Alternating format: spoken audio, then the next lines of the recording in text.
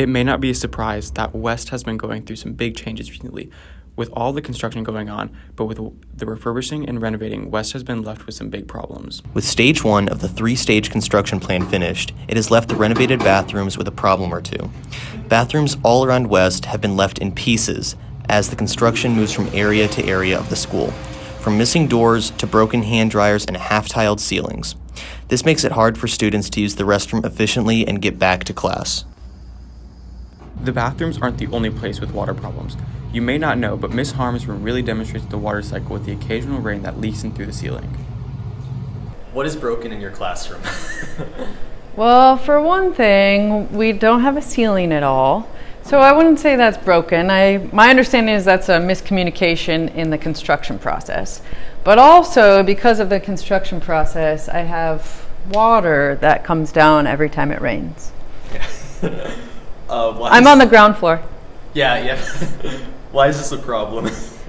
Well, the whole countertop gets wet and then water leaks underneath the sink, and the countertop is like particle board, so it swells and it's a mess. Yeah.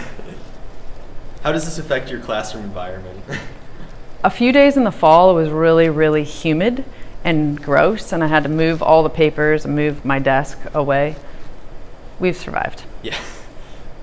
Do you wish this to be fixed, or is it fine if not?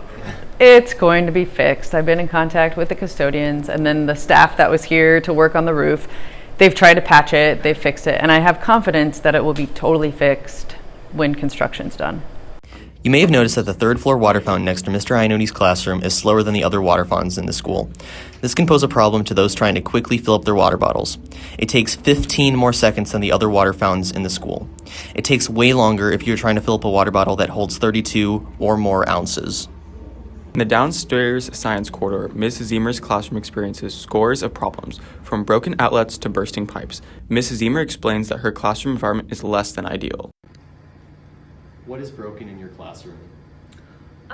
Well, my classroom hasn't been renovated yet, so there's a number of just little things that are kind of a mess.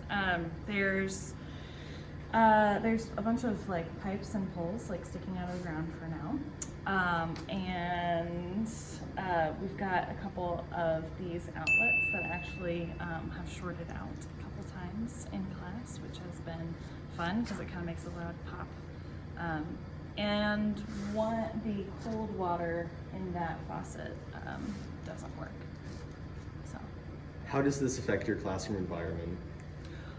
it creates little kind of distractions that come up in class. Like whenever we've had an outlet short out, that usually gets everyone pretty surprised and off task for a little bit, and that kind of takes a minute to rein things in. Do you wish this to be fixed, or is it fine if not? I mean, we're making do with it, but it would be great if these things were fixed, for sure. There are some more trivial issues that just get on our nerves sometimes. Here, we've compiled the most irritating and ranked them from least annoying to most annoying. At number 6, we have cinder blocks above ceiling tiles. This unusual phenomenon is pretty unique to West and doesn't really cause anyone irritation. We've decided to place dirty windows at number 5. This issue is most prominent in Mr. Kerpus's room and can be an annoyance to anyone trying to zone out during a boring math lesson. At number 4, we have ranked missing ceiling tiles. This issue makes our school look a little something out of a horror film. We've decided to place broken smartboards at number 3. This is something ubiquitous that every one of us has experienced from time to time. Whether the calibration is off or the light is flickering, it can interrupt teaching and it hurts our eyes. We have decided to place broken clocks at number 2. This makes it difficult to try and figure out what time it is when it is off or laggy. At number 1, we've placed jammed spoon dispensers. You ever just try and get a spoon at lunch, but the dispenser is jammed, so you either get none or 10? For this reason, we've ranked this problem number 1 on our list. It must be said that not every broken thing at West has gone unfixed. We originally wanted to interview Miss Mohican about her broken clock, but before we could get the chance, the clock was fixed. The same thing happened to Miss McDermott's smartboard. We also must say that fixing the minute problems should not be West's number 1 priority. Making West an inclusive and welcoming environment for all outweighs fixing the slightly broken clocks or the slow water fountains. In fact, some of these issues have become a bit characteristic of West. I'm not saying they define West, but they make our school a little less monotonous.